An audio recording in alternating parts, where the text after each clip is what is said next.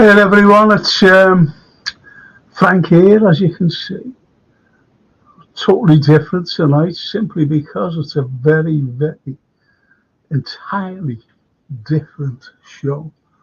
Because what we have, it's the social issues that's going on at the time, right now, right as we speak. And I've got fantastic two guests on who know the truth, who know what's going on. And this is, I'm not saying we're going to educate you in any possible way because most probably you all know, but it's got to be said. It has to be said tonight with these two guests. One, I'm going to bring on, and it's Daniel O'Brien, and there he is.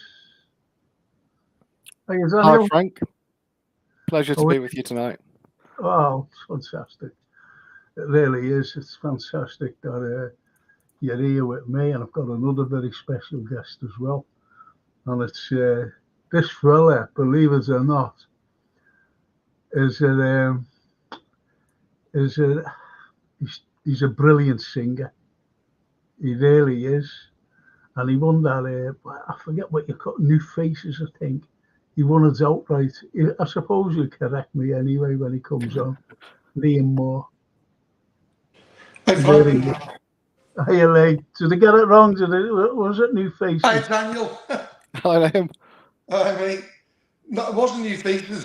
I was only a kid then on New Faces. Stars in their eyes. That's right, stars in their eyes. And tell him who you're there, who you took off. And he said to you, the same person who you took off, that you're the finest, impersonator. Tell him who you're there, or tell everybody. Mr. Phil Collins. Phil Collins, honestly, he sounds like him, Daniel, and all the rest out there. It just sounds like him. Absolutely amazing. Fantastic. You know what I mean? You see, I'm a great impersonator of Brad Pitt. I get taken for Brad Pitt every time I go out, especially in Sainsbury's, when I'm doing my shopping. Just Hello, the Brad. looks. It's the six-pack that throws people off. Well, this is it, you see. This is it. I just want to say hello to these lovely people who's tuned in. And it's Darryl Merry, Frankie, Paul Turner, good evening, Frank. Hope you've had a better day today and you have sorted your issues out. Yeah, I was hacked, and the unfortunate thing is I've lost everything. And I've just made a new account today. Well, to see, an hour ago, Jason did it all for me. So I've got a new Facebook account. It's been terrible. That's just hackers to me, I don't like to swear in front of good company. You can imagine what's going on in my mind. And Gary Rigby, what's going on? Exactly what's going on. And we'll be talking all about it in a moment. Good evening, Daniel and Liam, says Paul Turner. All right, Paul. And Darryl says, wow, nice. Liam, love a bit. I love a bit of Phil. And LA, he's just tuned in, evening, Frank. And Darryl says, is this Liam Moore? I remember him. Of course you do. But anyway, lads, what I want to do, I want to start off in America right now. There are protests against the Israeli leader, Netanyahu. So what do you think of, these protests that's going on now?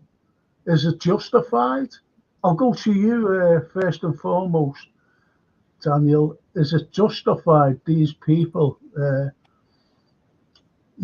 protesting against an Israeli statesman?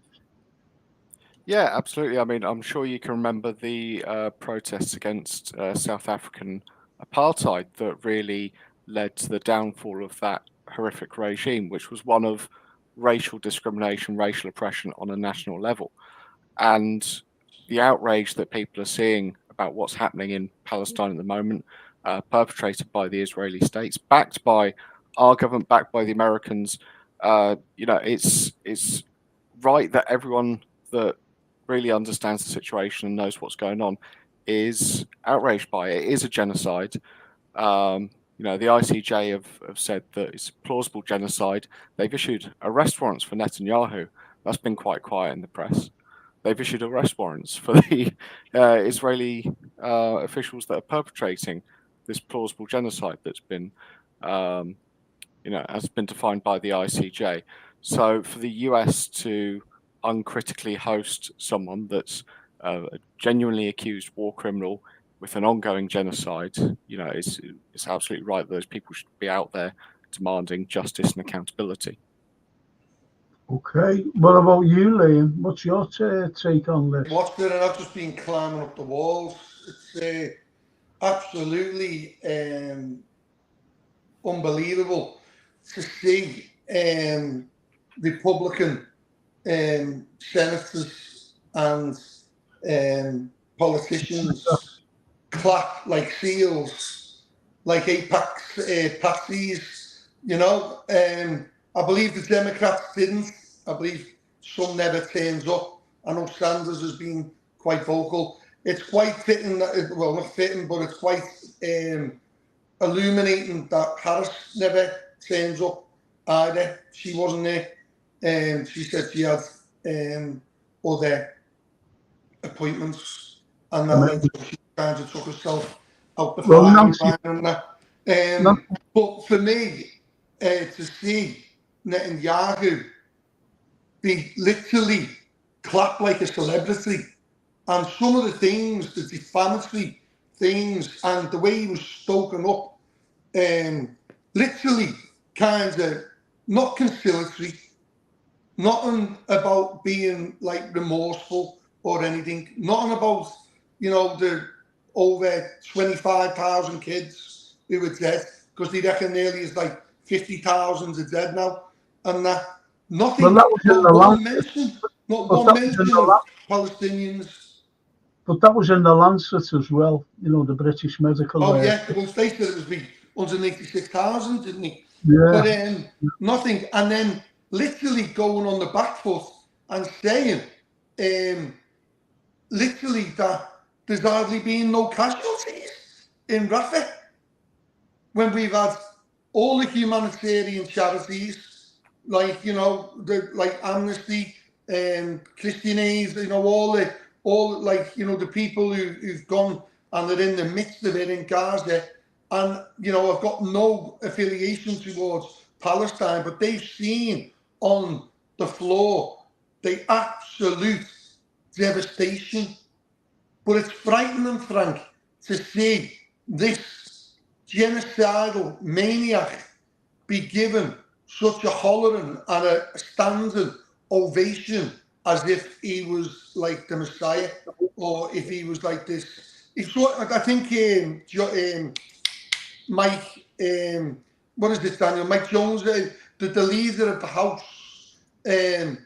called him something like Your Excellence or something like that. Your Excellence. Well, they also threatened to arrest anyone in the Senate that made a disturbance, including the elected officials. So if any elected officials kicked up a fuss in there, then they threatened to have them arrested. And that's in what is apparently the greatest democracy in the world. If anyone made their opposition to the genocide known, and like you say about those aid agencies, I heard a doctor yesterday describing, he was a pediatrician, and I almost don't want to repeat it because he was talking about children being shredded or burned and having to remove pieces of shrapnel from their bodies. And, these are in places that the Israelis have said, these are safe zones, move here, flee here. And then they start bombing them the next day. And then they tell them to leave again, and then they start bombing them when they're leaving. And they've cut off so much of the They're targeting journalists. They've cut off all the communication as much as possible from Gaza to make it as difficult as possible for the world to see what's going on. But those people outside the capital who are protesting this, there's no escaping the truth. The people know what's going on, and they're not standing for it. It's been the biggest protest in Britain as well for a decade or more, and continually as well, Daniel. Every Sunday, every weekend there is marches, and it's not going away. It's not going away. Starmer might kind of gerrymander and Lammy as well and that type of thing. But we've seen in the general election, because of their stance, because they've moved the needle now, haven't they? But at first when he was being interviewed, I remember he got interviewed on Nick Ferrari, and he said Israel has a right to defend itself. And then next minute, Ferrari said, even cutting off electricity and water. And he said, well, it is an ongoing situation and all that. And that absolutely levelled him, and he never recovered from that. Don't forget, West Streeton nearly lost his seat. He only won by 500 votes. Jonathan Ashworth, he was defeated in a majority that he had initially of about 18,000, I think, or something like that. So they might have got, the Labour Party, in its essence now, they might have got away with it in the general election, but we will see how it goes over the next couple of months to see if they will abide with the ICJ, because David Lammy was saying that he was trying to find out the law and trying to find out from solicitors. Now they're in government, he's got no excuse. Listen, what you've got to look at also is looking at the house in Washington there, and the standing ovation for Netanyahu. But they also gave a standing ovation to Vladimir Zelensky. Now, Zelensky today is an unelected president, and they're still treating him like that, as a president, as a leading statesman, and he's nothing of the sort. And what you've got to look at, and I hope our people here who are tuned in realize that Zelensky has imprisoned Russian Orthodox priests and desecrated their particular churches. Not only that, all the opposition were jailed, whether it was the media, whether it was politicians. So, you hear Mr. Biden, the President of the United States, saying we're freeing Ukraine from the clutches of Russia to give them democracy. Is that the kind of democracy? They must know what's happened. They must know what's happened about the priests, about the churches, about the opposition to Zelensky. So what's your take on that, Daniel? About the opposition being imprisoned and churches being desecrated and priests. And don't forget as well that the Russian-speaking people, even the literature, all the arts has been banned from there. Could you imagine a language being banned in the UK? Could you imagine that today? What's your take on that? Well, it just shows the rank hypocrisy of our government, our media, the way they portray other nations and conflicts like this so hypocritically. If, for example, going back to Israel, but if I proposed any of the things that the Israeli government are doing, if I proposed the things that the Ukrainian government are doing, as you say, unelected at the moment, the president, if I proposed the things that they were doing, I would be locked up. What if I proposed banning and repressing the Welsh. Like that's is that not racial hatred? Is that not national hatred? But you know, they know very well in the West what's been going on in Ukraine because they've orchestrated it essentially.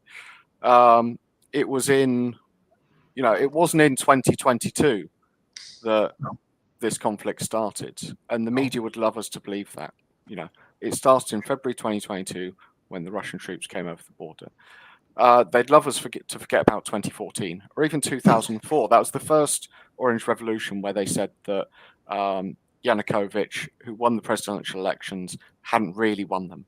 And so they had to go and have the elections again because Yanukovych wasn't going to be immediately pro-EU, pro-NATO. He wasn't necessarily, you know, in the arms of the Russians, but he wasn't willing to take Ukraine fully into the EU NATO fold. And so he was the wrong candidate to have won that election. So then they reran the election to make sure that Yushchenko could win and Tymoshenko could become the prime minister. And then Yanukovych won again in 2010.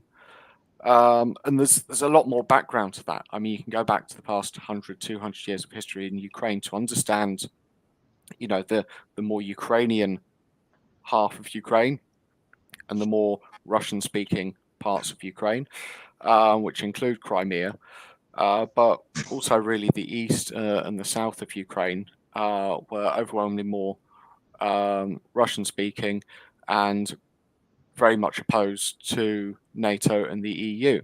So you really have a big political division, but based along geographical lines as well. And so Yanukovych refused to sign an EU trade deal again in 2014. You know, that was going to impose International Monetary Fund, IMF restructuring across the whole of Ukraine. And so he decided not to go through with it at the last minute. And then suddenly he was overthrown in 2014. And can you imagine in 2014, the US senators and diplomats that were present and gave speeches in the Maidan Square, John Kerry, John McCain, Victoria Nuland, who's, you know, there's not been a major conflict in the past 20 years that she hasn't been involved in, from Iraq to Ukraine. And she said in a speech in 2013 that she had given them, the US had given Ukraine $5 billion since 1991 for democracy and civic participation in government. And then she's turning up at a coup meeting in Maidan Square. Well, the point is, with that coup, you know, to overthrow a democratically elected government, and Victoria Nuland was the architect, and as you mentioned, John McCain was there as well, giving speeches. And as they were giving speeches in Odessa, there was 40 people burnt to death by the Azovs. 40 burnt to death, and they knew all about that. And it's shocking to think that, you know, this is going on while they're giving, you know, victory speeches, by the way. Victory speeches. It was all pre-orchestrated. It'd been planned for years because the Minsk agreement from 2008 was destroyed. There was a peace plan set in Turkey, as you know, set in Turkey in the March of 2022, and they were agreeing to it. They were agreeing. Zelensky was agreeing to this agreement, to this peace plan, and that's why the Russians, and people don't realize this, the Russians were around Kiev. They were about to take Kiev, but they said, "Okay, pull away. We'll pull away from Kiev if you sign the agreement." So he said, "Yeah, okay, we're going to sign it." Then what had happened? Boris Johnson went over, didn't he? Yeah, but he was under the orders of Biden's administration. You better get to him to tell him, don't sign that peace plan. Say no. And look at what's being destroyed. You know, you're talking 700,000 young Ukrainians killed, 400,000 badly wounded. You know, they've lost limbs, they've been blinded. And this is what's gone on, all because of that peace agreement. Now, what's happened is that it's a war of attrition, and they're still being slaughtered today as we're speaking now. It's just shocking the way the West has played a part, and especially the EU as well. They played a major part, so they're all complicit to this war that should have ended in March 2022. Liam. Yeah, it's just you know, we just talked about like Israel before and the Palestinian people and that like kind of thing, and you know the way everyone falls over themselves with Ukraine and saying about like the people who have been occupied and whatever, and it's like one rule for one and one rule for the other. It's like the Palestinian people aren't even recognised. It just they don't even seem to be even in the conversation, and that's the hypocrisy of the Western leaders and the you know the NATO leaders and also the EU, and it seems as though they're hell bent, aren't they? They're hell bent on like kind of always having a bogeyman. You know, that's whenever since I've been a kid, there's always been a bogeyman. You know, America have always got to have a bogeyman. You know, we've always got to have something to fight against. We've seen it with Libya. We've seen it with Afghanistan. We've seen it with Yemen. We've seen it in Syria. We've seen it in Iraq with the weapons of mass destruction, you know. And you know the thing is, and this is what really kind of, as a peacemaker, it riles me, but it galls me as well. The evil of these people is there's no conscience. There's no conscience. They just keep on going ahead, killing, slaughtering, literally like kinds of rolling across country after country. And I love America. I love America, Frank, you know. I've been there a lot of times, and you know, I've done a lot of stuff in America and that, and it really breaks my heart to see how like kinds of what's going on with the likes of Biden and the likes of you know, if Trump gets in or whatever, it just seems as though they're under a remit. It just seems it doesn't matter if it's Democrat or Republican. It doesn't matter if it's Labour or Conservative. I think the only ones who are standing up is the SNP. Do you know what I mean? Who are kind of given a vocal argument to say this is wrong. Listen, you know, at the end of the day, we've seen what's happened with the likes of the UN and NATO and what their like kinds of vision was. They've always wanted to antagonise Russia. They've always wanted it by putting these bases in the West, in Germany, all across the Crimean kind of line, and literally facing towards Russia. Now, I'm not saying Putin is, you know, you know, the good guy or whatever and all that like type of thing, but we were talking the other day and all that, like, you know, whereas that oil line, that like the line that blew up. Sorry? Yeah. The Nord Stream. The Nord Stream oil line, yeah.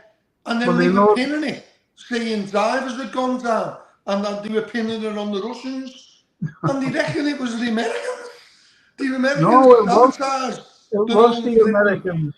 It's been proved it was the Americans. But there you go. And so what we're seeing is this warfare that like is like kind of, and what's happening is because we've got social media, but we didn't have social media with Iraq.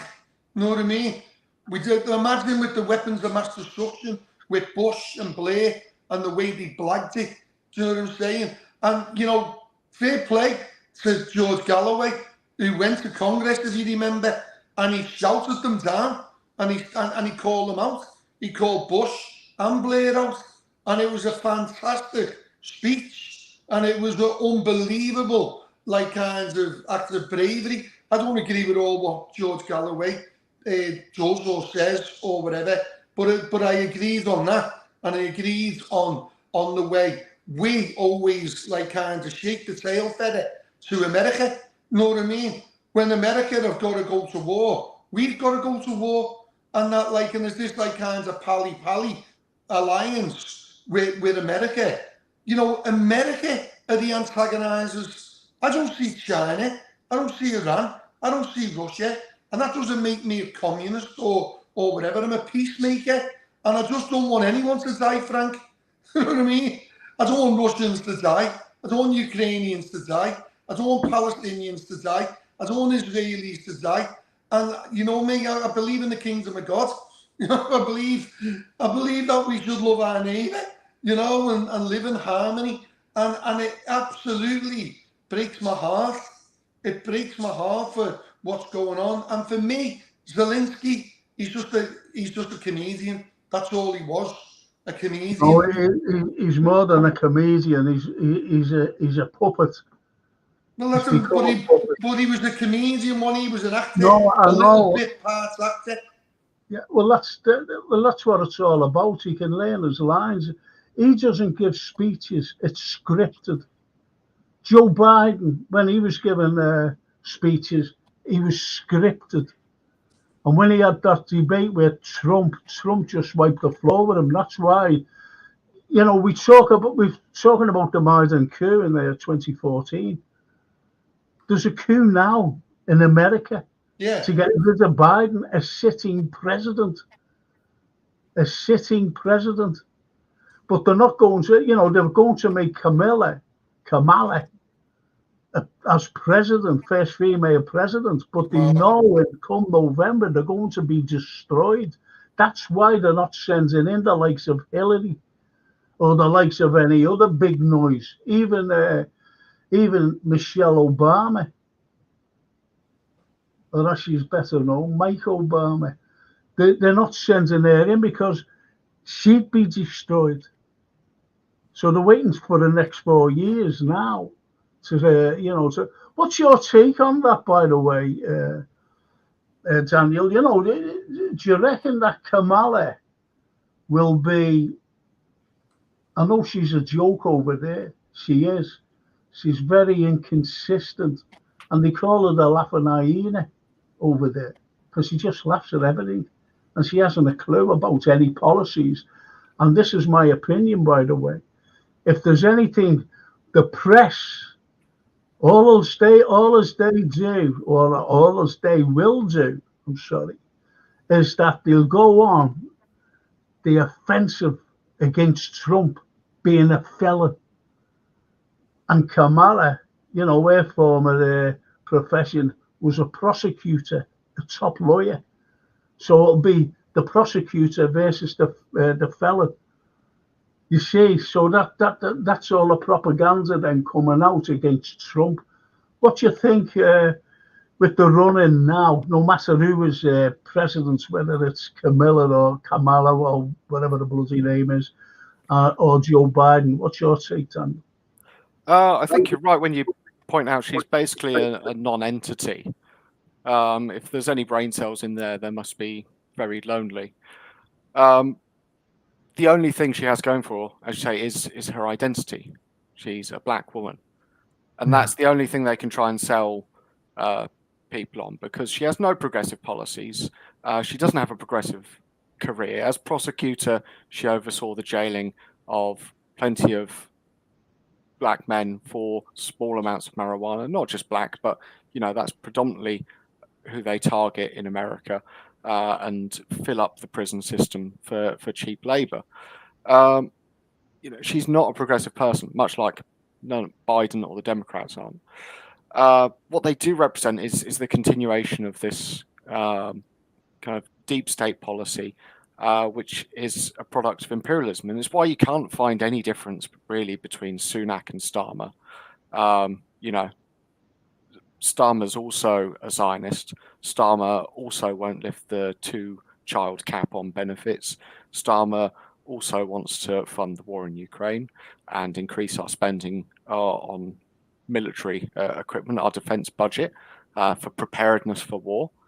The same as, there is a slight difference in America. So Kamala and the Democrats represent the all-out war faction. They want the war in Ukraine. They want the war in Israel with not just Palestine, Lebanon, but Iran. They want war with China and Korea. Trump represents a slightly more isolationist factional tendency within the American ruling class or the business elite there who, they've realized this is overstretching themselves, that they've exported all of their industry to other countries, that the American economy and people are struggling. Now, these aren't, Trump and his friends aren't the saints going to come in and save America, but they recognize some fundamental things, and they recognize that they failed in Ukraine. They won't win that war. What it has done is allow them to pump in a lot of military hardware, old military hardware. So now there's an excuse to try and ramp up production of new military hardware and ammunition in the NATO countries and try and stimulate that GDP. But that's not going very well. They can't even manufacture explosives. Okay, you mentioned NATO, and this is a very important point. Very important. Why did Russia in February 2022 go into Ukraine? Can you explain that to the people who mightn't even know? So, as a historian yourself, I'm sure you'll appreciate the necessity for historical context. So, I believe it was immediately after World War II had ended, Winston Churchill went and gave a speech at a college in America describing the need for a defensive alliance against the Soviet Union. Now, this was the Soviet Union that the US and Britain and the rest have been allied with to defeat Nazi Germany. It was always the Allies' hope that Nazi Germany would smash the Soviet Union and get rid of the threat of communism once and for all. But luckily, they prevailed. So Winston Churchill germinates this idea of a NATO, North Atlantic Treaty Organization, which is really just a collection of all the imperialist powers. Britain, France, is expanded to include Germany, but the US. So Britain is no longer, we've known that for quite a while, the major player on the world stage. It lost its empire. It was on shaky ground after World War II. It was absolutely after World War I, it was absolutely smashed after World War II. The country was destroyed, had to be rebuilt. There was no way it could remain at the center of a global empire. And so it started giving it up.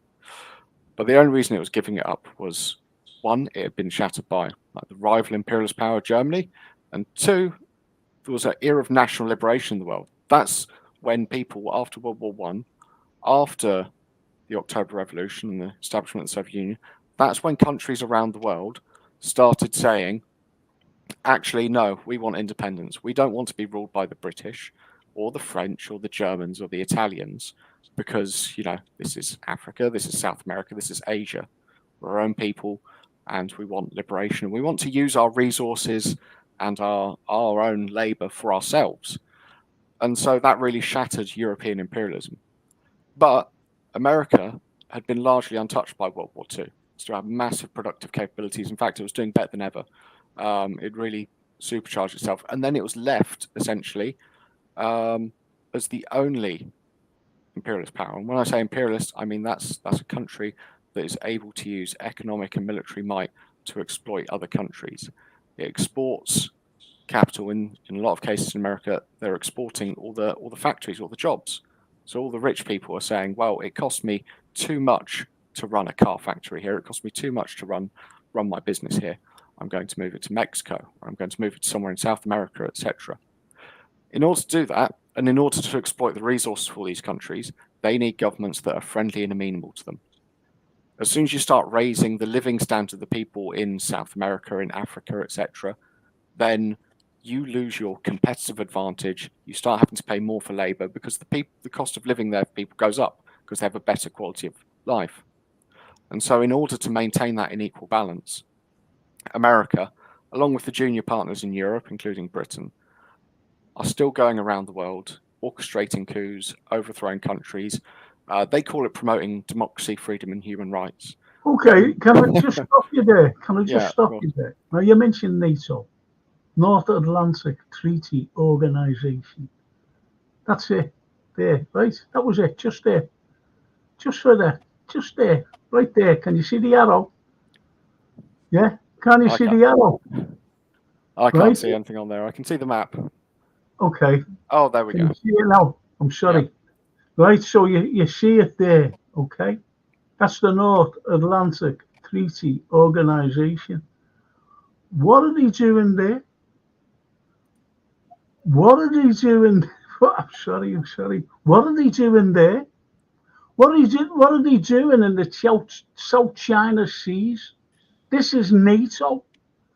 And what did, when the wall came down, Gorbachev, what was he promised?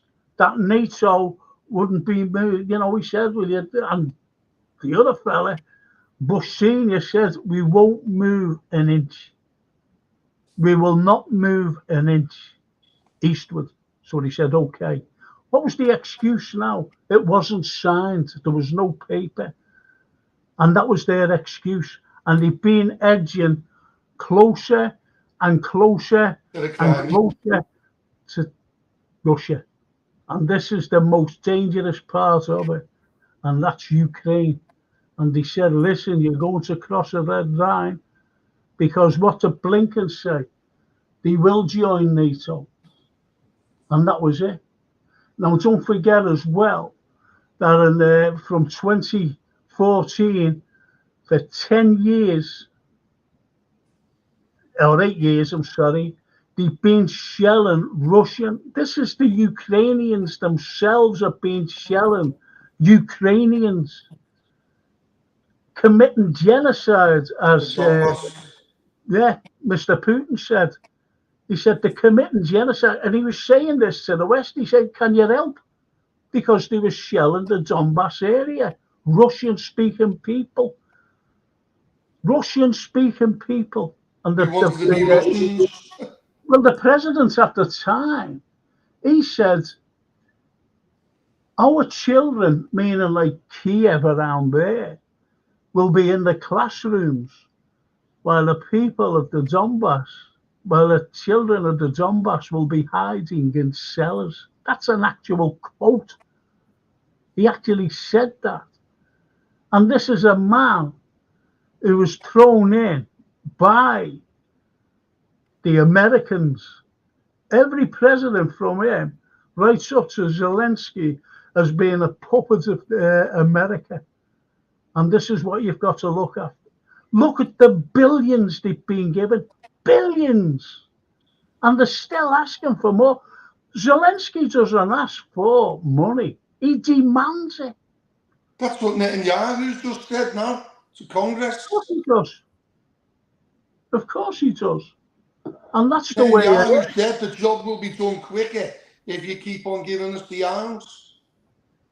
Yeah, of course. So that's the reality of the military aid that goes to Israel. The vast majority of it isn't sent as money. It's immediately spent in the American military-industrial complex and sent as arms to Israel.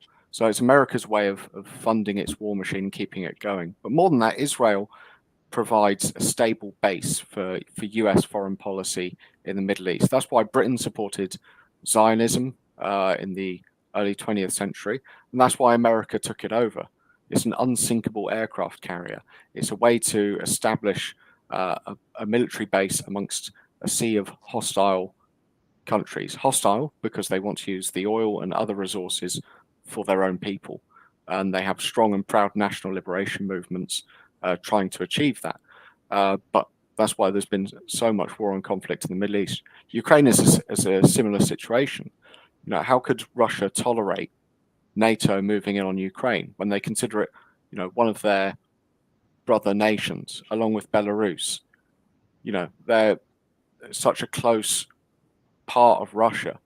So it's not just the military strategic part of it, although that's a huge part. It's the Russians' only warm sea port in the west, in Crimea. It's so close and leaves the rest of Russia so vulnerable. And Russia is a country that remembers so many invasions from Napoleon, but more recently the Germans. They had to retreat to behind the Urals because the Germans could sweep across the wide open plains and devastate and ravage the country for so long, and they fought them back. And that was a hard-won victory, and that has left lessons that are deep in the mind of not just the Russians, but the proud workers of the Donbass. Those people in the mines and factories, the really industrialized part of Ukraine. Those people resisted fascism. Those people fought off fascism in World War II, or their grandparents did, and they have not forgotten that legacy. 25 million died. And they haven't forgotten that legacy. And if you go to those areas, you still see people just with bumper stickers on the car, anti-Nazi symbols or pictures of Stalin, because they remember the great patriotic war, the anti-fascist war that they fought in World War II. And I wish we had some of that pride and spirit in Britain still, because the first weapons shipment that Britain sent to Ukraine went to the Azov battalion, a neo-Nazi battalion. It's sickening. No, I'm glad you mentioned them, simply because people in this country don't believe that there's any Nazis, and I'm being honest. They don't believe that there's Nazis in Ukraine, and they don't know about Stepan Banderas. They haven't a clue about him. Who's he? And he committed atrocities in World War II. World War II. You mentioned about Napoleon going into Russia. What about the whites? What about the whites in 1924? The Americans and the British taking on the Bolsheviks, the Reds, and the Reds defeated them, and they've never liked them since. Never liked Russia since. It's always been propaganda against them, like anything else. People talk about the British Empire. The British Empire was brought into the equation by slaughter. They never went into different countries and said, we're going to educate you, we're going to build your roads, and we're going to do everything for you. They never went in and did that. They slaughtered them, then said, we're here now. Okay. And when people talk about the Raj in India, now it's a word, but you ask, what does that word mean? And they don't know. And when you say rule, British rule, like the British Raj, and they go, what do you mean? Well, they ruled them until Gandhi came along, 1947, 48. You see, so, people, they're very proud. And even when they say the British the sun never set on the British Empire. You see what I mean? Well, it still hasn't in some ways. There's Connolly, who fought for the liberation of Ireland. It's a fantastic quote from him saying, you could remove the British flag tomorrow, but as long as the British banks are still here, they'll still rule you, they'll still control you. And that's exactly what happened to the British Empire. It's no longer a direct occupation of countries all around the world, but what we're doing is participating in this system of imperialism where the Western European countries, devastated after World War II, they've banded together eventually into the European Union. And all of that is in order to maintain an unequal status with the rest of the world that they can continue to exploit. And they do it mostly through financial mechanisms. But where that doesn't work, they go straight in with the military. But it seems as though there is a hold, there is a scene, as I was saying before, it doesn't matter if it's Tory, Liberal, Labour, Republican, Democrat. It just doesn't matter, because you know, AIPAC or Friends of Israel or whatever. It just seems as though they've got these people, and within regards of, you know, the leadership or whatever, it's part of your remit. If you're a politician and that like kind of thing, you know, you'd already briefed that you've got to go to Israel and you've got to know this like kind of history of you know, of Israel and its forming and whatever. But we all know, you know, I'm a Christ follower, and you know, I read the Bible, I believe in the Bible, but I don't literally believe in any way, shape, or form that Jesus said in any way, shape, or form that there would be a land called Israel and the Jewish people will be repatriated or like kinds of ownership of that land. Not once, not once. And people use this religious card all the time. Netanyahu talks about, like, you know, defeating Amalek, but that's an Exodus. But he doesn't talk about like kinds of when all the Israelites are like when Moses is coming down from the mountain and that, like, the worshiping the golden calf, and God smites the Israelites. See, what they do is they take a soundbite of scripture and they use it for their own like kinds of thing. And this is why it's scary with what we've seen there before with Republicans and that like kind of thing, because they're following this like kind of skewed version of the Bible, and they're dying on a hill with it. They're dying on a hill with it. And what happens is Zionists, or the Zionist movement was formed, is not Judaism, Frank. It's not Judaism. Judaism is a religion that the Jewish people follow through the Abrahamic law that God created, like, you know, Adam and Eve, and, you know, Moses, the Mosaic law, the Abrahamic law, sorry, the Mosaic law, and that was the Jewish religion. Do you know what I mean? From Abraham. But Zionism was formed 150 years ago in the form of a repatriation that, like, will push out these Amaleks, or we'll push out the Palestinian people, and what happens is sadly within the Christian right of the church, which I have been involved in, where I've never, you know, I've kind of waved the flag and said Jesus wasn't a flag waving Republican or, you know, Democrat and that, but being in the midst of the American South, they are absolute cultists, and they would die on a hill. That's why they're so dingy with Trump. That's why the American right and the American church, they don't care if he is a so-called rapist, an alleged rapist, or a felon, or whatever, and all that. Like, and I'm not like kind of coming out for Kamala Harris either and all that. But what I'm saying is, it's so skewed, it's so hijacked, such propaganda, and there Yes, is a but stirring of a pot. see, I've always said that religion is an excuse. It is, yeah. It's just an excuse. That's all it is. Because every war, what you see, is based on greed. A fella named, horrible man, senator by the name of Lindsey Graham. Yeah, horrible. He Horrible, gave the game horrible away. gremlin. He gave the game away a month or so ago, Yeah, he when did. he said there's 2 trillion worth of resources in Ukraine. 2 In Palestine trillion. as well.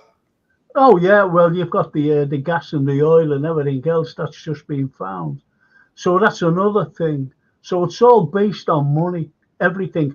Who's in Ukraine now? Bankers, BlackRock. They're there now. They are there now. Now they besides giving them money, they're saying the loans, the loans. It's all So about everything is based infrastructure, on greed. Frank. Sorry. Infrastructure. Yeah, If you remember with the likes of Afghanistan, with Libya, and the likes of Iraq or whatever, the vice presidents at the time, and Rumsfeld, Dick Cheney and Rumsfeld, they were running all kinds of flipping excursions to the places and tendering for like the American manufacturers and American builders and whatever were all tendering to build, to make the restructuring. That's where the billions and the trillions and the zillions is made. And people are just pawing the statistics. They don't care. Tony Blair said, when I get to heaven, this is his absolute like kind of a surety that he thinks he's going to heaven. When I get to heaven and I go to God, I will go to God. I was right. I think he's in for a sharp shock. I just think so as no, well. yeah, you know, I just The arrogance. you know, everything is geared up on grades. Everything is geared up to go to war. Everything is an excuse. I used to lecture, as you know, about the Roman Empire. And there was always a motive. The Romans always had a motive, or they needed a motive to go in to create their empire. They always needed a motive. Now then, I want you to have a look at that particular Paul Turner comment. I'll go straight to you, right, Daniel? What's your thoughts on the conspiracy theories behind 9/11? To be honest, it's not something I really delve into. There's a lot of theories around it. I'm not an expert in any of the things necessary to start looking into it. And quite frankly, I see a lot of people spend a lot of time trying to build up their case, build up the truth. But I don't know if there's enough available evidence to prove something concrete. And I don't see any of the governments involved admitting to any kind of behind the scenes, whether that was, allowing the planes into the airspace or blowing the towers up themselves. I don't see them admitting that anytime soon, and I don't see being able to prove it definitively. I suppose it might be a big blow to the American consciousness and public, but we've seen time and again so many conspiracies that have been proved over the years that they just simply wait long enough for the people involved to have died and they for wanted to public go outrage into to Iraq. be suppressed. Daniel, they wanted to go into Iraq. They wanted to take out Saddam Hussein. They wanted to take him out.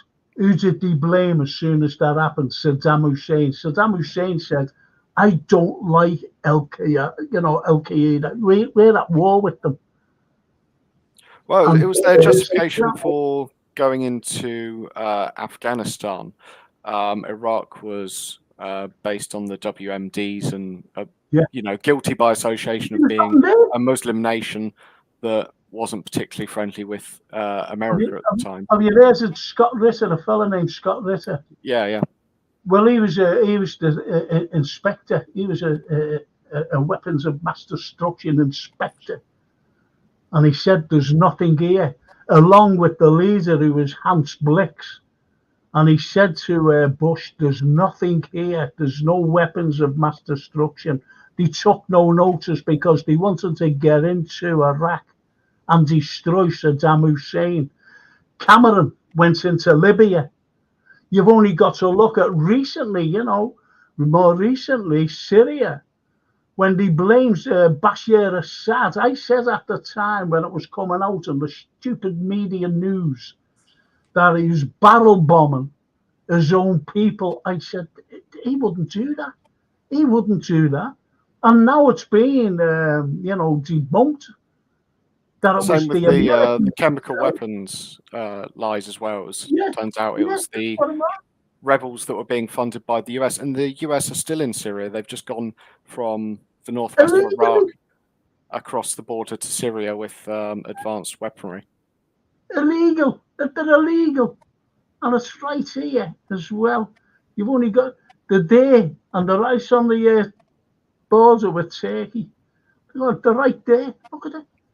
And all of this is part of a struggle And you between want to fight with these them? imperialist nations that they're trying to, and I can't remember which general it was who spoke years ago. This was after Iraq and Afghanistan. But essentially, it was their long-term plan in order to surround and contain their enemies. And who are their enemies? It's the nations that aren't completely indebted to them, aren't a part of the Western imperialist financial structures, who are trying to use their resources and their labor to build up their own countries and for their own people, rather than to, fill the pockets of the billionaires in Britain, France, the US, and these other countries. And they said they had a clear plan. We need to topple and isolate countries that are friendly with Russia, Iran, China. Those are their big three targets: are Russia, Iran, China.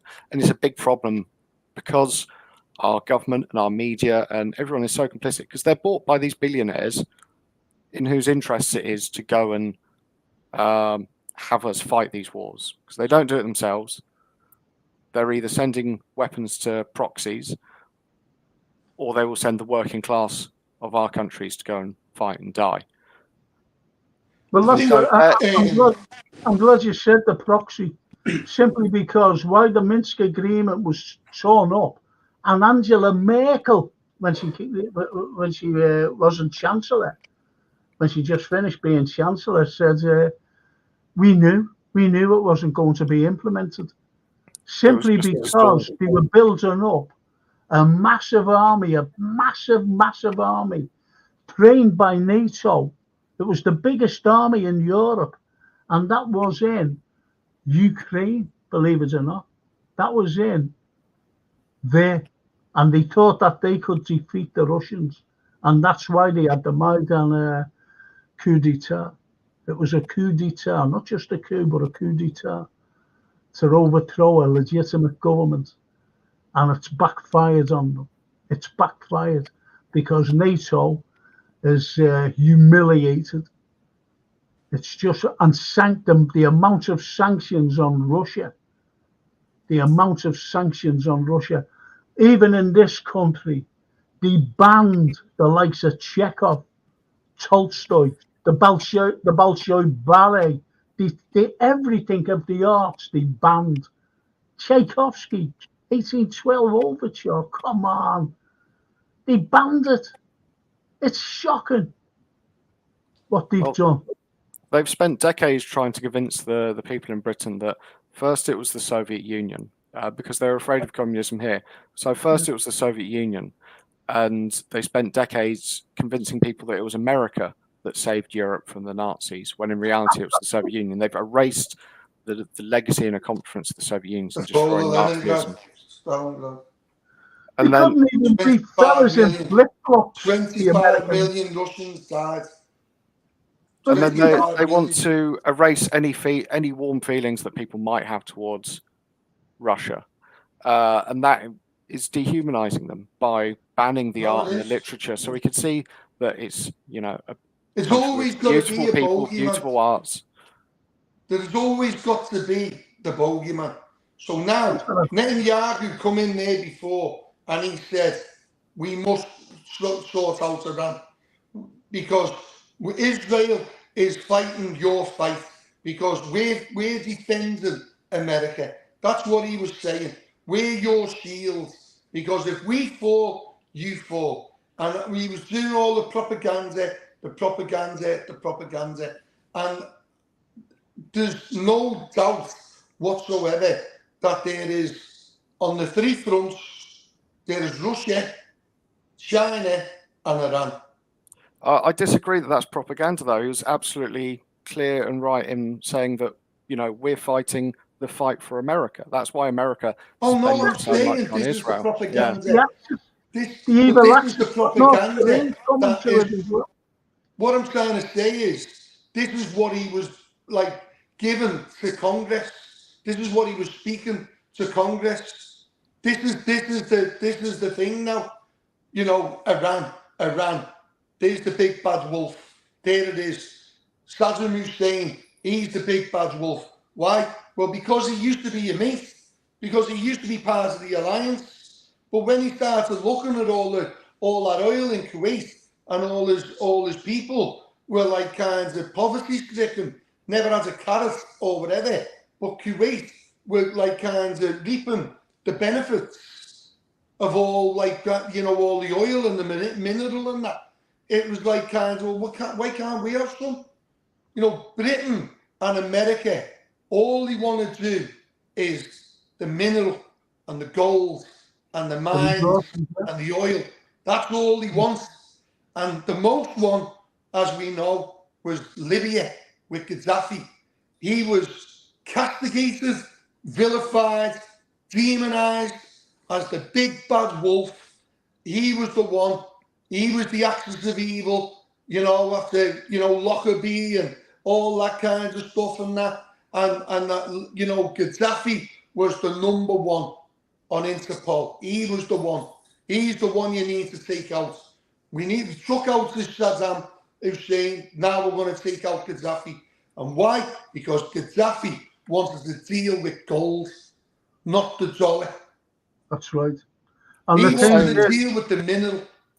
And what they did, they raped and pillaged. You go on about the empire and that, like what America, France, Portugal, most of all Britain have done right across this world, the way they have murdered and slaughtered. It's an absolute heinous, despicable, and I have nothing to do with it. I want nothing to do with it. I don't support England. I don't support anything in regards of like the royal family or whatever. I'm from Liverpool. This is my city. I'm Irish in me blood and whatever and all that. Like, and I do not in any way endorse what he say. The good news and the gospel went, you know, like kind of the Roman kinds of way you said before, Frank, and that. Do you know what I mean? Oh, like he brought irrigation, he brought the roads and all that. They slaughtered along the way, and they killed and raped and pillaged. And nothing's changed. That's how you build empires. It's a simple. Nothing's changed. Nothing's new under the sun. I was listening to it the other day, Ecclesiastes. Nothing's new under the sun. Nothing's new. Because it is about what you said, Frank. The king gets higher. It's all about riches. It's all about money. It's all about power. It's all about wealth. It's all about position. And sadly, these friggin' lemons on either side of the Atlantic, they follow. They follow. And they are wolves in sheep's clothing. And they can't see it. Well, if you look at that comment there, now Ali Nus, he's a Romanian, still in Romania, by the way, and he comes on my football show. And he says, guys, we live in the democracy. Get used to it. Democracy where good people have no rights. Yeah. Brilliant. Exactly why I call it, because it's a dictatorship of the ruling class, of the capitalists. So they make the rules, they get to decide. Did you notice before the election here that all of the media started talking about Sir Keir Starmer as if he was already the Prime Minister? Yeah. They had accepted the peaceful transition of power because Labour they'd gotten rid of Corbyn, who wasn't radical by any means. He just suggested, you know, maybe people should be able to get jobs and not be hungry, and we should have internet for everyone. You know, it's not crazy. But he was demonized by the press as, you know, the next devil. He must be gotten rid of at all times. There was a apparent call in by an army general to the media saying, as an anonymous source, there will be a military coup if Corbyn gets into power. That's apparently a general calling into our media to say, we will overthrow this man if he's elected. And the constant demonization through the press. That's the deep state. They're the neocons. So what the deep state is really Do you reckon he was training up part of the military as with his photo? And as you see in the video and all that, and everyone thought it was a joke, but he had his face, and they were playing target practice with his face. And you can see the difference with Keir Starmer is he's cleared out all of the people that want to have any progressive policies. He said, we're going to focus on business, we're going to focus on defence, which is not defence, it's aggression. And he said, we're going to be tough on immigrants because, you know, we've convinced everyone that they're the problem, not the people that really pay us. And so, you know, we don't really have a choice. You know, we live, you know, the first part of the post is problems in itself. Like Reform were the third biggest party by votes, I think, were they? But they still got, you know, only 4 or 6 seats or something like that. Virtually nothing. Workers' Party, 210,000 votes. Nothing. That's a significant part of the voting population, which is a small part of the population. There was only about 56% turnout, and out of all adults in the UK, only about 18% of people have actually elected this government. That's 18% of people. What kind of democracy is that? That's absolutely a really good point by Ali Nus. Starmer polled less than Jeremy Corbyn in 2017. Yet he's classed as this fantastic, amazing leader. As I said before, West Streeton only got in by 500 votes. Jess Phillips only scraped it through. Because what we're seeing people, socialists, independents who are standing up and saying enough is enough. And the sad thing about Reform is that if it would have been proportional representation, they would have got a lot more seats, which is frightening.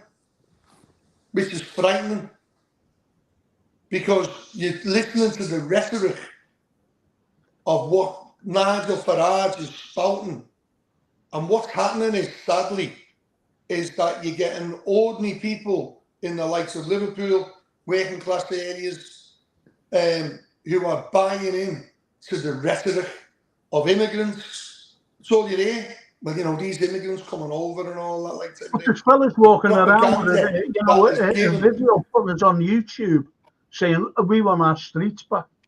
Yeah. Our Scouse heritage is going. What the hell's that all about? No. It's shocking what a couple of people are doing it. It's shocking. But you know that Tommy Robinson, Stephen Yaxley Lennon. Yeah. He's not from a working class background at all. Do you know what I mean? He's going round and he's grifting. You see him there or whatever and all that. You know, he's pro-Israel. He's with Farage or whatever and all that. He's getting funded by someone or something and whatever, because you can't live on what he does or whatever. But he's a very dangerous individual. You have the yellow jackets with that James Goddard with him and that. And what they were doing is, Frank, and probably know through the football thing and all that, is that they were infiltrating young supporters right across the country. Do you know what I mean? They were infiltrating the supporters, football supporters and all that, when really all it was the EDL. That was it. And what's happening is you've got these younger kids who are like kind of, you know, becoming a lot more hostile towards refugees, asylum seekers, and buying into the rhetoric and the propaganda of what's going on. What's going on is that the land grab or the money grab is from the 1%. And it's like, don't look what we're doing. Look at them over there. Absolutely. It's divide and conquer or divide and rule. As long as the working class is fighting each other, whether that's British people against immigrants to Britain or against a whole other country like Russia or Iran, they're dividing the working class, and we're the only ones that can challenge them. And if the working class doesn't know who their enemy is, you know, it's not immigrants that have moved the factories abroad. It's not immigrants that are treating housing like investment opportunities and not letting people live in them. They build all these flats and sell them off for investors, not people to live in. It's not immigrants that have cut the NHS and have privatized the NHS. It's not immigrants that privatized the railways. No, this is our ruling class. And so it's their most powerful weapon, and it's the most pressing thing we need to overcome in our communities, is this idea of racism and fighting people from different backgrounds, from different cultures, because they look different or speak different. If they're working class, they're working class and they're on our side. And they need to be brought over to our side. Frank, can I address the elephant in the room? Yeah, to be honest, we're speaking about Gaddafi, Biden, Kamala Harris. We've gone right through Bashar Assad, Saddam Hussein. We've gone right through the lot, Cameron, everybody, right? Well, can I address he brings in Tommy Robertson. I don't believe it. But what we're saying is how they structure and how they plan. This is how evil they are. Well, okay, I'll lens on with this. I'll go straight to you then. I'm going to lens with the wonderful Daniel there, right? Okay. Now, this particular politician has been vilified by everybody, and I mean everybody. I'm talking about the EU. I'm talking about America. Everybody. And this man has gone out with a peace plan. And his name, he went to Zelensky, he went to Putin, he went to Xi Jinping, even America, right? Trump, right? This fella, and he's being vilified. Have you got any idea who I'm talking about? Victor Orban. Oh, yeah. Hungarian president. Orban. It's shocking the way they've treated him, especially the EU, the big Nazi, von der Leyen. Von der Leyen. I can't believe this woman has been re-elected. Did you hear that Polish MEP, the lady? I can't pronounce her name. And she went like that. You should be in jail. The other day, on the floor in Brussels, you should be in jail, she said. It's fantastic. And you see von der Leyen just smiling, smirking. A horrible woman. But anyway, I'll be banned after this. So, I want your take, first and foremost, on Viktor Orban. Liam. Well, we've seen it, haven't we? It's the card gets played all the time. Do you know what I mean? At the end of the day, about like we were saying about, that's the perfect ironic statement.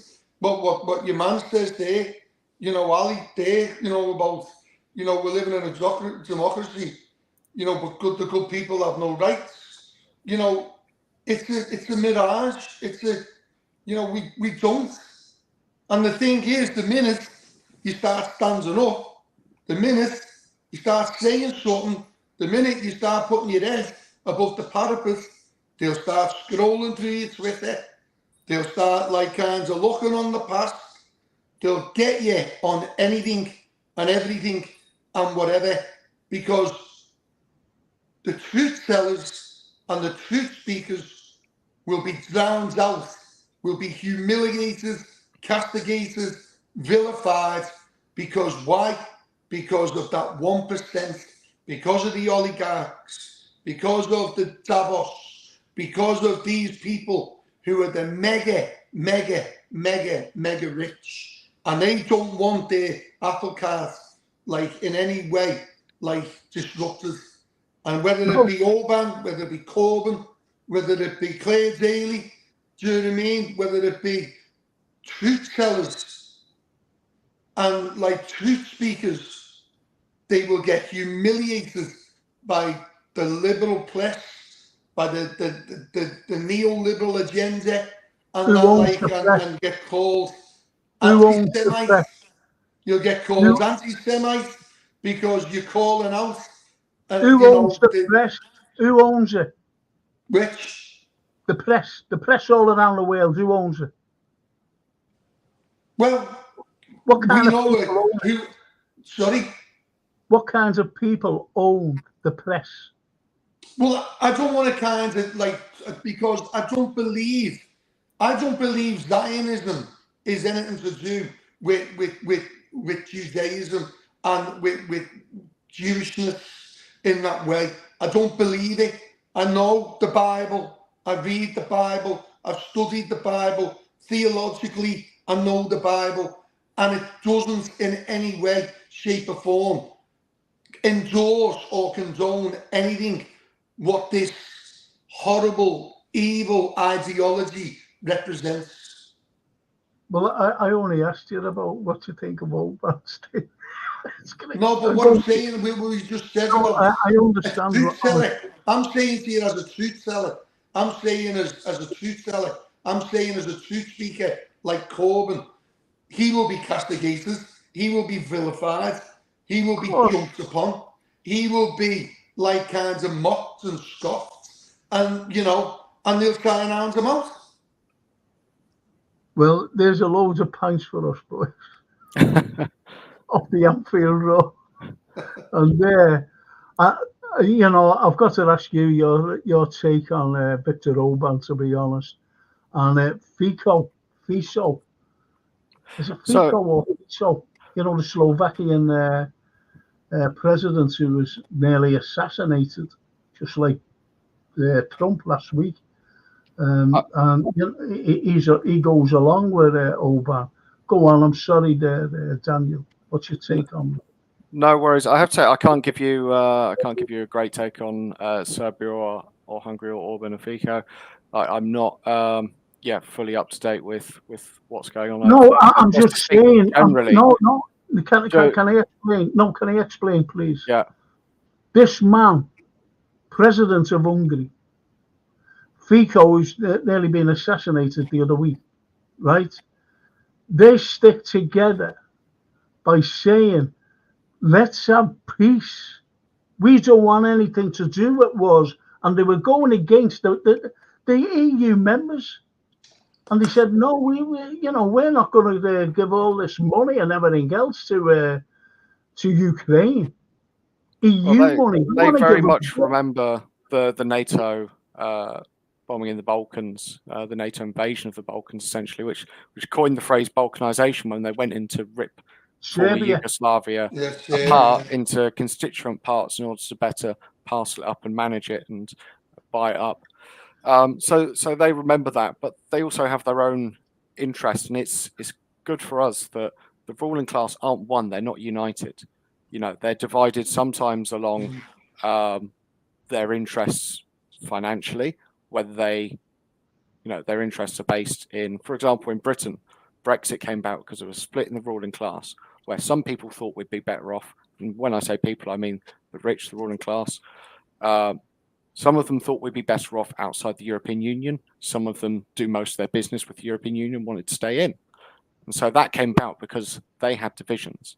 Their divisions are our strength. If we're united and they're disunited, we can make good advantage of that and strike blows at them. So Hungary and Serbia are not convinced in the EU plan, which is really the French-German plan, which is really the American plan of plowing money and weapons into Ukraine to try and fight Russia. They're a lot closer to Russia than Germany and France are, or the United States or Britain. And so they know that the backlash could be much closer to them.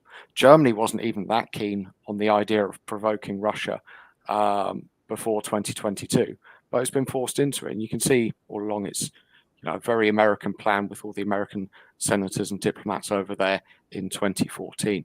So there are divisions between the ruling class. There are divisions between nations that we have to understand from a working class perspective. What's in our interest? Is it in our interest if NATO win with Ukraine against Russia? What would happen if Russia was defeated?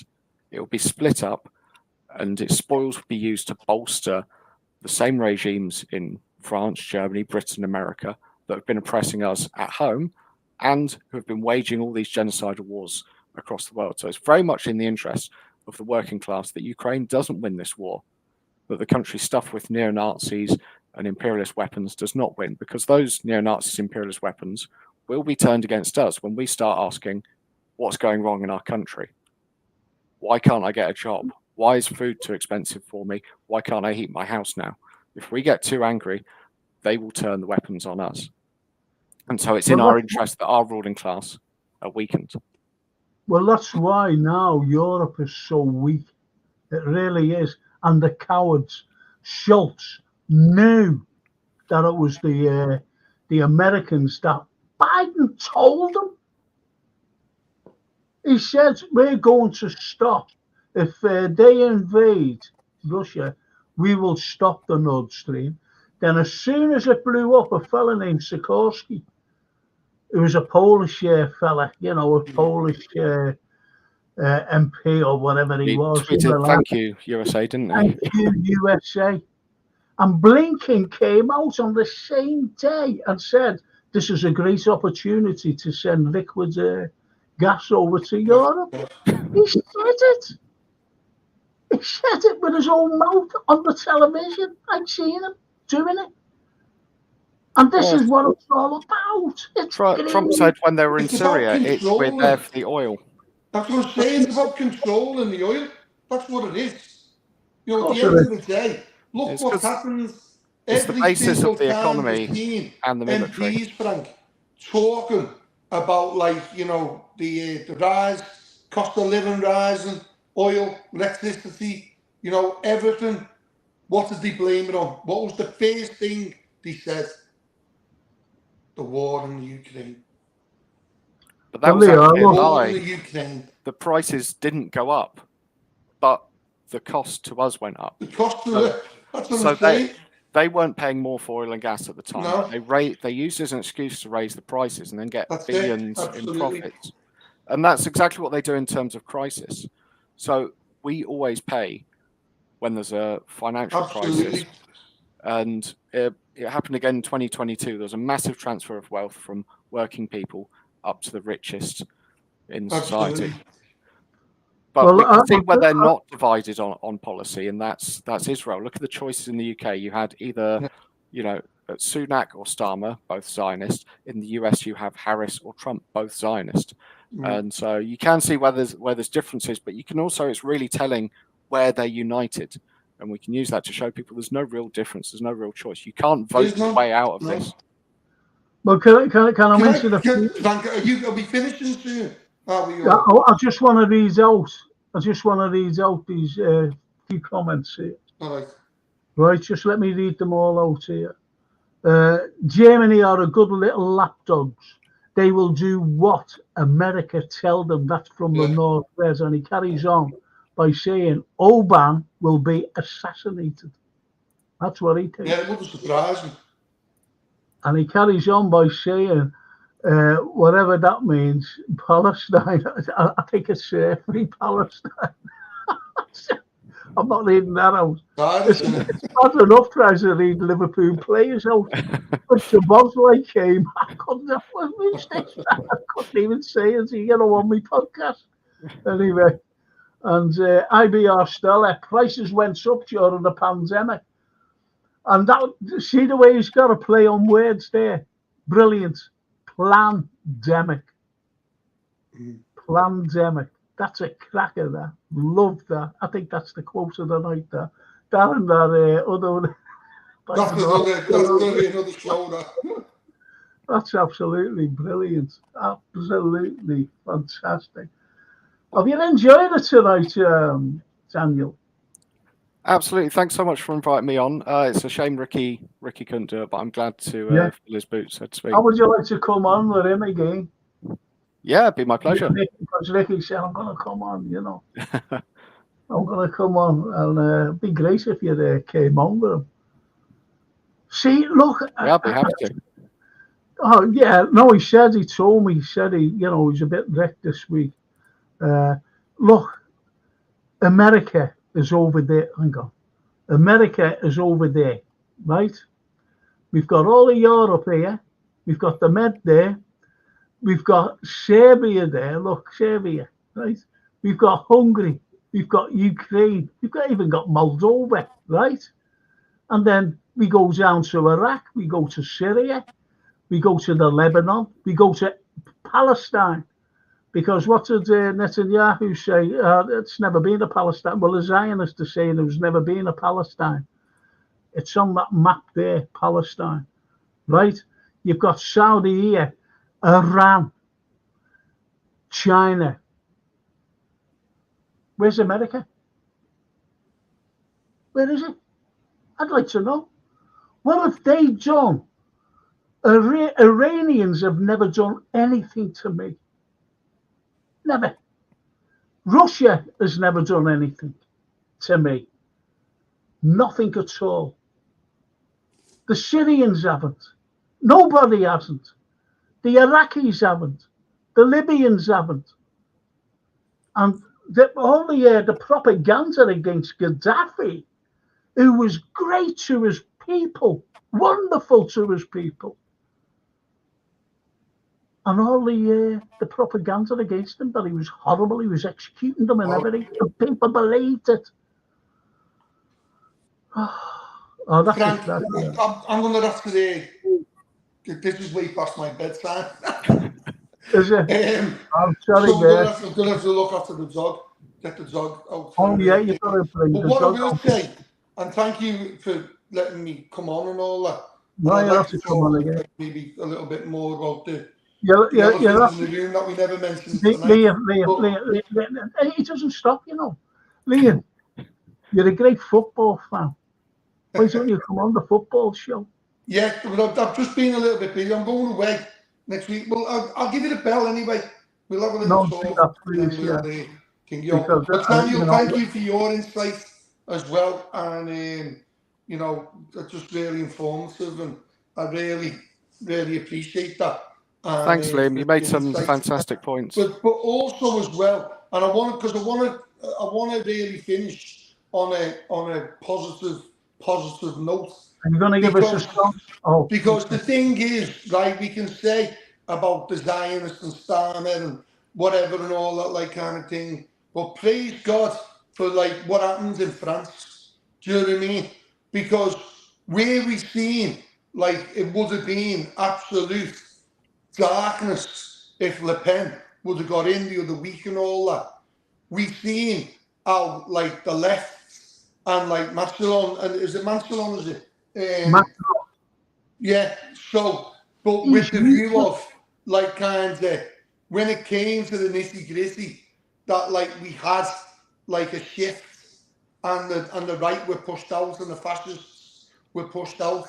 And I believe that, like, kind of, like the French are protesters, aren't they, and they won't take no nonsense. I do believe we will see, within this Labour government or the Parliament, Liverpool, even with a Labour like kind of government in or whatever, Liverpool have always rebelled.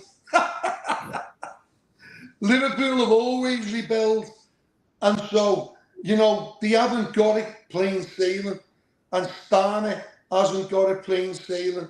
And the Labour Party in this city hasn't got it plain sailing. Because more and more independents, community activists will rise up and they will speak up and be voices for Palestine, for justice and for peace. So on that note, God bless you.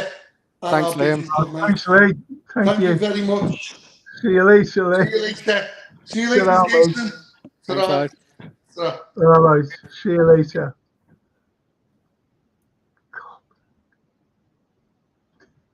Where have you gone? Where's he gone? I'm on my own. I'm on my own, lads and girls. But anyway, I think that's it. Well, Daniel went. I never took him off. I didn't take him off, honestly. God, blimey. Anyway, the North there, that's a cracker, that. Palestine, you'll never walk alone. Lovely, that. Thank you. And he carries on by saying, this Chinese army base at the top of my estate pisses me off. No, wait, it's a British... Wait, it's a British base. Of course it is. Of course it is. North Res, are you Irish? Yeah, you must be. You must be. You must be. But don't forget, the British and the American bases, it's all NATO. That's who run NATO. Never mind, like when you see like a fella in a uniform, he's got a French flag here. They've got nothing to do with it. It's all American. It's all British. And the IBR Stella, when Libya was bombed, they destroyed most of the reservoirs. Of course, that's what you go after. It's like when America went into Iraq, they destroyed the infrastructure. They destroyed all the utilities from the water, as you said there, and the electricity. They destroyed everything. Then they went in. But America can't go in on their own. They have to have backing. There's lads in flip-flops in Vietnam who had no army, no navy, and no nothing. All right, they had a few MiGs, but that's about it. They couldn't defeat them. And they had the weapons, terrible, horrible weapons like the smart bomb, that when you dropped it, it sucked all the oxygen up. And you could imagine the deaths of the people, ordinary civilians, by just drowning with no oxygen. Shocking. Napalm. Horrible weapon. And they still got them. And America gave Ukraine cluster bombs, which have been banned.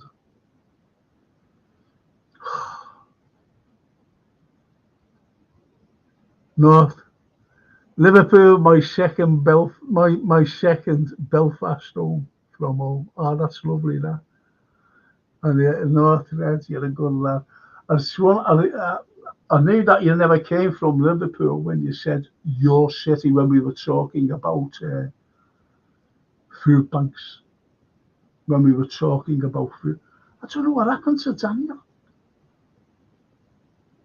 Just don't know what happened to him. He must have thought that we were finishing. I was going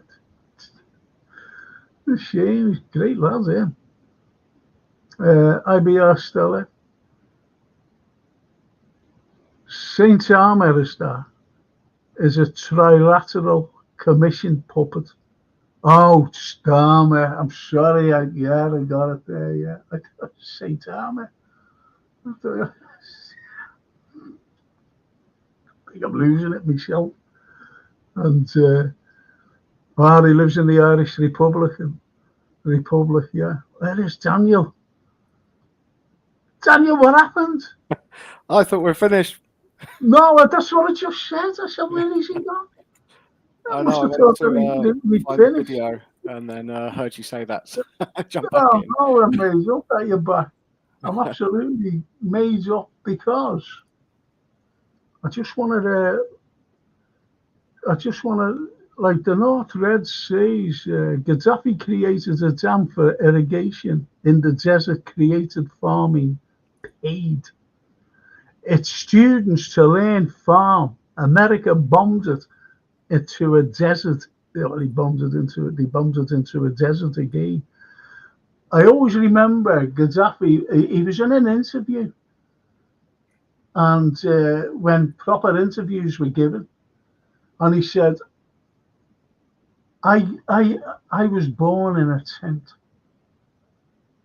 and I'll still live in a tent, but I don't want my people to be born in a tent.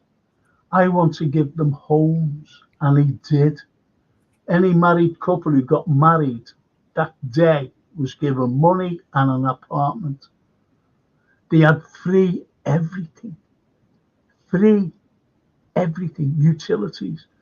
Not that you wanted eating in the ocean, Libya, you know what I mean, but everything was free. He was a wonderful, wonderful leader.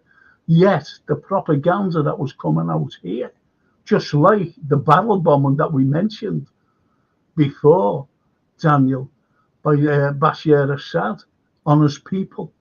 Gaddafi as a Christian in his cabinet, in his government. And it was shocking what they did to him. Shocking. And look, you've only got to look at Putin, who's being put on a a war criminal list, because he said that he kidnapped 200 children from the Donbass area. Have you ever heard anything so ridiculous? They've even got the people, the parents of these kids, because they went into Russia, they went into this big camp where their education was kept going on. Now the kids are back home, most of the kids. And why is that war crime? Well, that's in the context of the Ukrainian army filled with neo-Nazi battalions bombing the Donbass for 10 years straight. That's not a war crime, that's freedom and democracy. But taking those children out of a war zone, educating them, and then returning them home once safe is the worst thing imaginable. But the real crime that, Gaddafi, Saddam, Putin, all these people have in common is that they're standing up against the exploiters in our countries that want to use their resources and their labor for their own profit. Gaddafi built, the most advanced nation in Africa because he was able to put up those walls against imperialism and use the wealth from the oil of Libya in order to build up a country to benefit his people. To build, like you say, the farms, the apartments, green the desert. And his greatest crime was then threatening to fund other African nations through the African Union to build up their own African bank to develop in Africa themselves. And both Europe and America exploit African resources so much that there's so many countries in Africa where people are leaving to try and get to Europe because these countries have stolen all the wealth from Africa. They're just extracting the minerals. That's all they do. They build infrastructure just to extract resources, and they put tariffs on these countries so that they can't develop any industry because they'll be taxed to hell on it. Kenya's the greatest, one of the biggest coffee growers in the world, if not the biggest. And there's not a single plant making instant coffee in Kenya because that's all done in the European Union. So they're only allowed to export coffee beans. They're not allowed to produce anything in those countries, build factories, export finished goods because they just want them as a base for resources. Same with in the Congo, the civil war there, they're funding mercenary groups in there in order to keep the country destabilized so that they can access all the rare earth minerals they need for producing microchips and batteries and things like that. I think they called, was it the PlayStation? It was on the release of one of the PlayStation consoles. Yeah. Sparked, more bloodshed and violence there because they needed about the minerals. Can I just read out a couple of comments? Because according when I said where's Daniel gone, IBR Stella said I think the aliens got him. And the North Red says, no, Frank, I'm an Irish Republican. This is a good comment. In the occupied 6 counties, fought in the war, captured, jailed for 25 years. My entire life was destroyed by the occupation of the North. That's a cracking comment. Listen, North Red, look out for a lad. He got hold of me. He does podcast. He's Irish because I used to do the Irish. I used to lecture about the Irish, and it's called Parlay with Padre. It's Padre Cronin. You get it on YouTube, and you see me talking about the Irish coming into Liverpool from 1847 onwards. So just have a look at that if you like. And IBR Star says, and there were accounts of horrific war crimes by the Azov battalions back in 2015. Absolutely. They were, and this is why Putin was saying to the West at the time, because I mentioned this before. He's saying that they're committing genocide. Over 15,000 people were wiped out, Russian-speaking people, and that's shocking. And the West did nothing. The West did nothing at all. And so you're right there, IBR. And North Red says Gaddafi gave newly married couples a house as a wedding present. Absolutely. Absolutely. And he gave money as well if they had children. Same as Russia, same as Putin. If people have children, couples, married couples have children, they get a lump sum. And it's great. But it's all the propaganda against people that they want to destabilize. They thought that when they went into Ukraine, because they provoked the bear to go in. They knew what they were doing. And they thought that they could just get rid of Putin, go in, steal all the resources. Do you ever remember a fellow by the name of Bill Browder? The name rings a bell. Well, Bill Browder, Putin chased him out.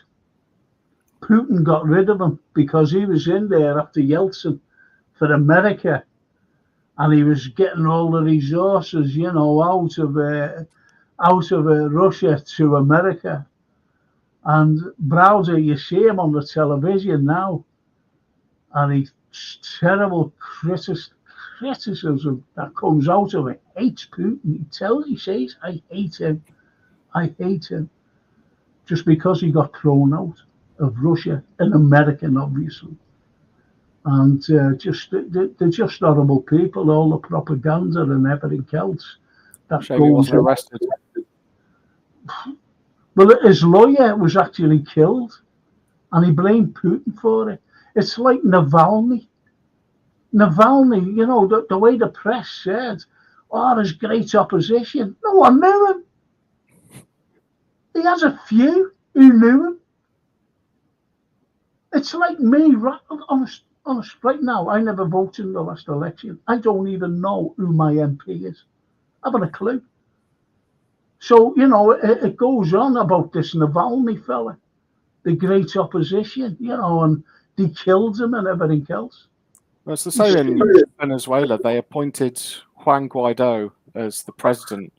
He was never elected to be the president. He was in charge of the House in Venezuela. He was like the House Speaker. And America decided, because of freedom and democracy, that he was the president of Venezuela. Where's the democracy in that? Where's the freedom in that? But there's a great link, actually. It reminded me of North Red's comments about Ireland and Gaddafi. There's a lot of unity and understanding forged in all these people that are struggling against imperialism, whether that's in Venezuela. I saw a recent mural of General Soleimani and Iran in Venezuela. Yeah. There's that famous mural of Gaddafi that was in Ireland. And, it shows the link and the understanding that all these countries that are fighting the same enemy have that knowledge of who their enemy is and what their struggle is with and against, and who their allies are, more importantly, because we can't win these struggles alone. There has to be support from different groups and different people. Even if we're not exactly the same, we don't agree on some things, we don't see eye to eye.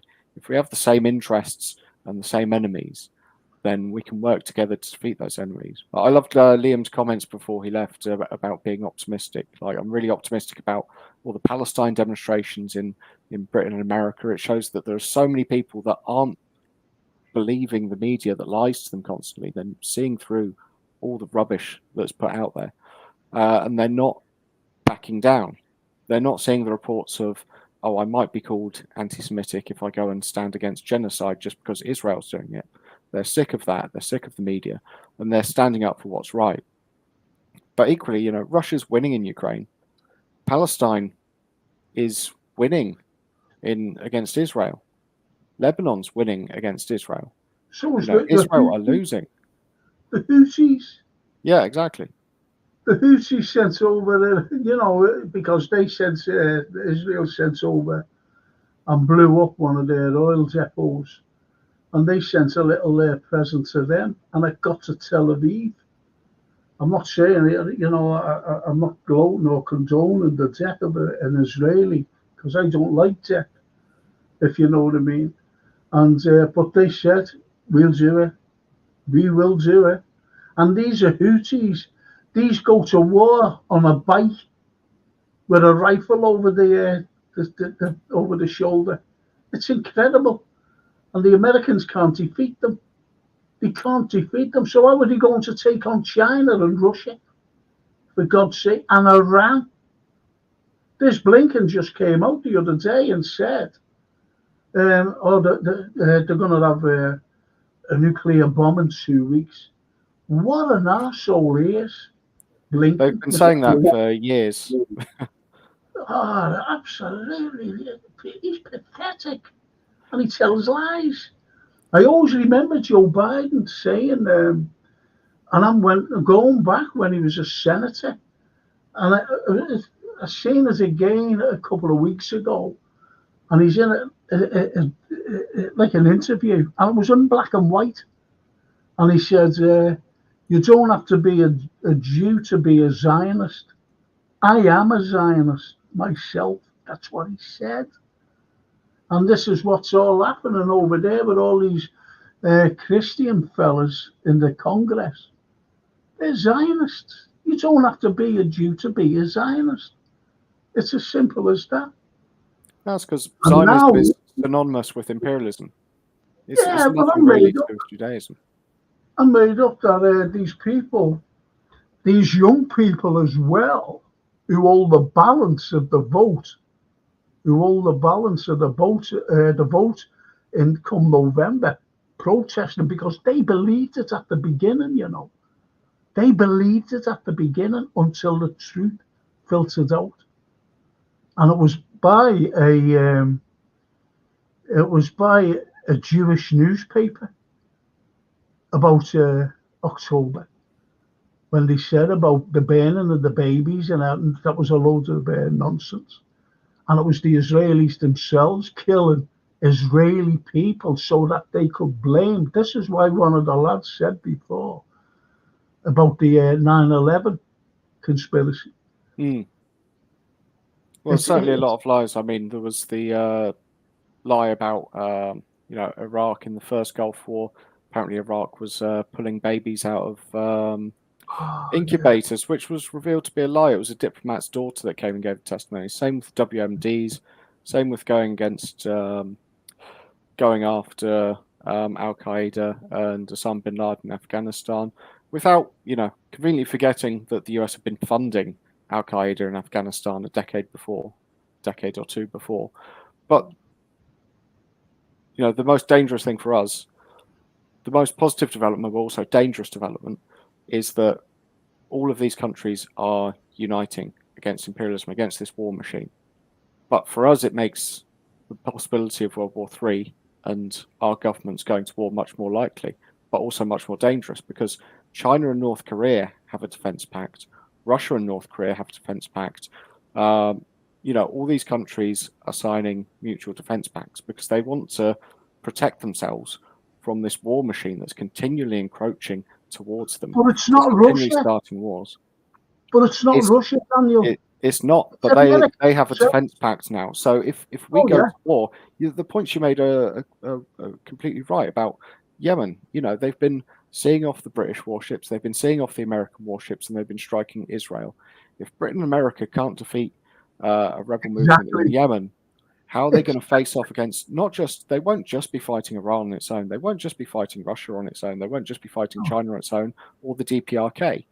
No. They'll be fighting an alliance of them, and they'll be losing. So our ruling class are going to try and send us to war, which we are not prepared for. Not that I'm suggesting we, get prepared for it and try and fight and win. I'm suggesting we have to But prepare it's up to. to us, isn't it? It's It is up to us to stop you and that I. from happening and demand that we don't go to war. We want peace. Well, North Red says Gaddafi sent us some presents over during his tenure.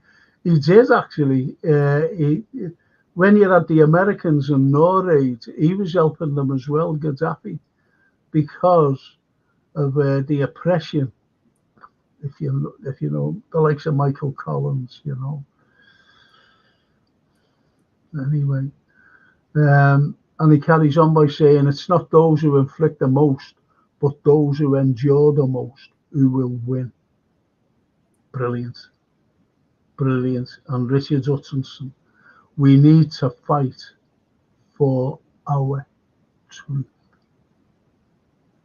and that's what it's all about. The truth.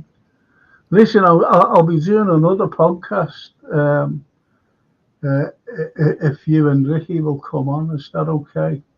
I That'd be don't a know. pleasure. It could be in a couple of weeks' time. I don't know. Is that okay?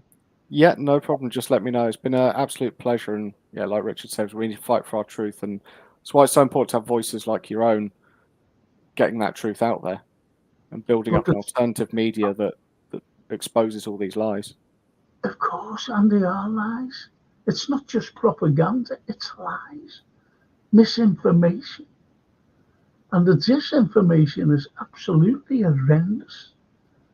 You mentioned a few minutes ago, Russia's winning the war, which they are winning the war. The point is,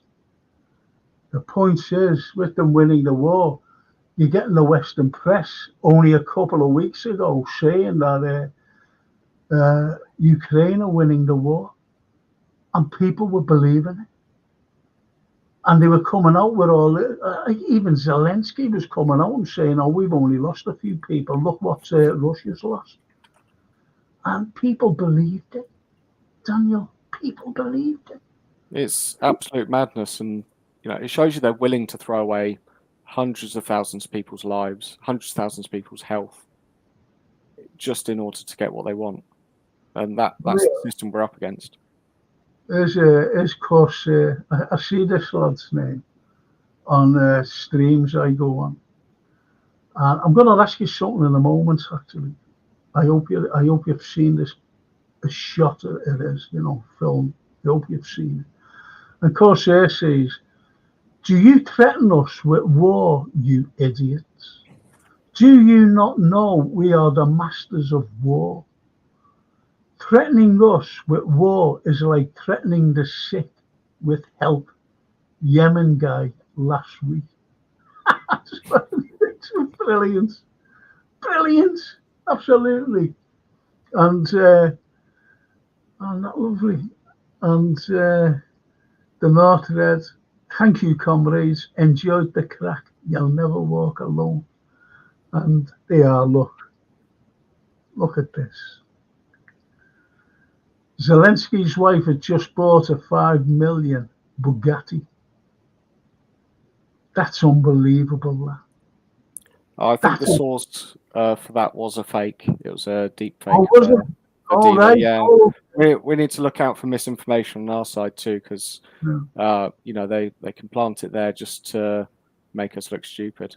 I tell you what, wasn't there misinformation though? Was when she went to Paris and she spent €40,000 while he was begging for money. Oh, absolutely. I mean, it's the US. The girl was interviewed, the shop, shop assistant in Paris, and she said, yes, €40,000 on one item. The US have been complaining about the corruption in Ukraine while still sending them billions. But that's the only reason these people are being such willing compradors for the US. They want to make it out with their millions. It's a washing machine. It's the same reason Tony Blair went to war in Iraq. He's been paid millions after his tenure as Prime Minister for speaking fees. Who wants to go and hear Tony Blair talk? That's his reward for killing all those Iraqis on behalf of the imperialists. Of course, I think that's it's just a great thing to leave upon, because you're so right about Mr. Blair. And do you know what? People don't jump on me here. Please don't jump on me. Before the Iraqi war, and I've said to very close friends of mine, who's the best prime minister that gave you what you needed? And I went back, I said, was it Mrs. Thatcher? I said, well, who was it then? Was it John Major? I said, was it David Cameron? So I went right up, even to this trust. This trust. You know, and even named Rishi Sunak, you know. And I said, well, who was it? And he went, and this is a very good friend of mine. And he said, it's Blair, isn't it? You're trying to make me say. I said, I'm not making you say anything. Who was it? And he said, Blair. His legacy of Iraq destroyed him. His legacy of Iraq destroyed Tony Blair's. But it's not just, we have to look at both sides of that. Just one last point, because it wasn't just Iraq. His crime wasn't just Iraq. It was introducing much more PFI for the hospitals, mainstreaming the schools. So he closed down schools for special needs children. You know, these are all horrible things they've done. So any improvements have been paid for through those things and through the blood of the Iraqi people. So you know there were benefits. I fully know, but yeah. Cameron's more to blame for the I'm not saying about Cameron's more to blame for the Libyans. He sent anyway. What about finish on this? What about the de-dollarization and with BRICS now? What do you think of BRICS? I think that's the real threat to the US. It's BRICS. It's the One Belt, One Road project from China. It's uniting the economies of all these countries that have previously been dominated by the US. And what the US does is come in along with its partners and make sure these countries will be forever in debt, that their people won't have anything, that they're essentially paying tribute to the empire, right? And BRICS subverts that because it's enabling these countries to build up and stand on their own. And there's some people that compare that to the imperialism of like Europe and the US, and they see it as a rival imperialist power that's going out and exploiting the world. It might develop into that in 20, 30, 50 years, maybe. At the moment, however, what it's giving is oppressed countries an opportunity to trade on better terms, to build up their productive forces, to build up the things they need without being exploited to the degree that the US and Europe have been exploiting them. It's giving these countries an opportunity for freedom. It's giving them the material they need. And so there's these people that criticize these efforts as, well, it's just going to be the same as this. It's not the same. It's giving these countries a chance. And it's a real hope for the future if these countries can stand up on their own, because those have been the oppressed mass of the world. That's what our oppressors have rested on for so long, is being able to exploit the masses of South America, Africa, Asia, and it's no longer the case. But that's why they're so worried about them. That's why there's so much propaganda against them, and that's what we have to counter.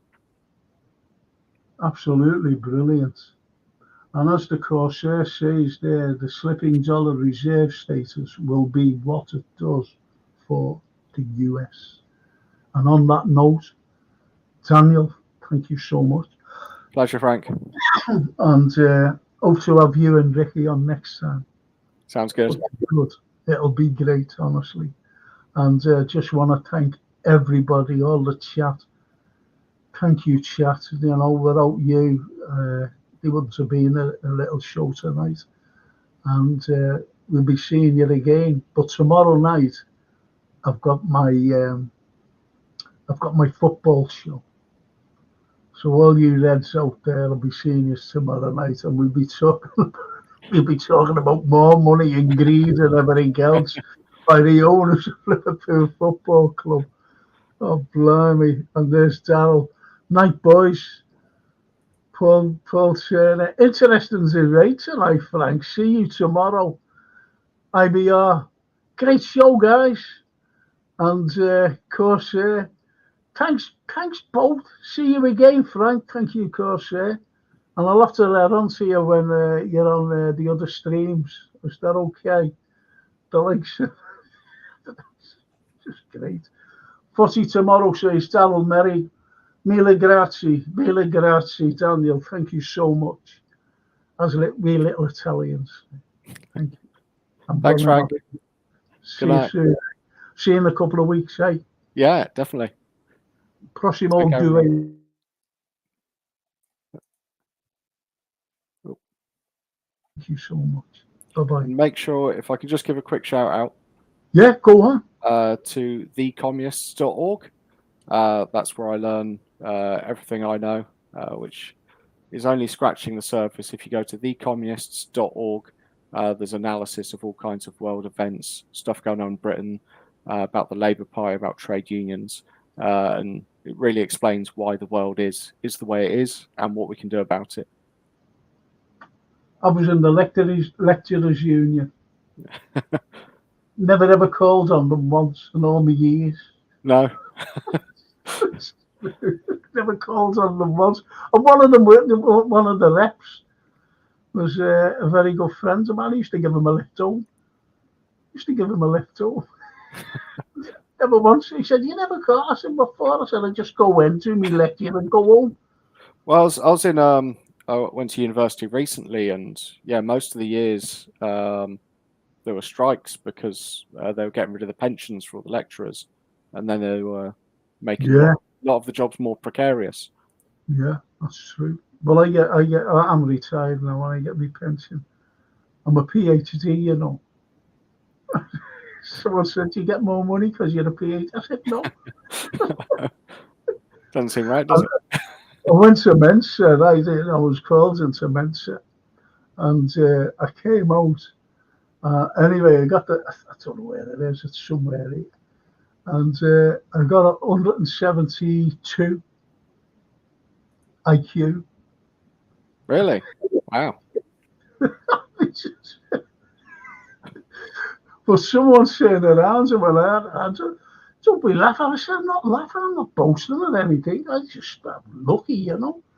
And they went out. He said, because there was a very famous, beautiful Austrian actress who went to America to do the trade.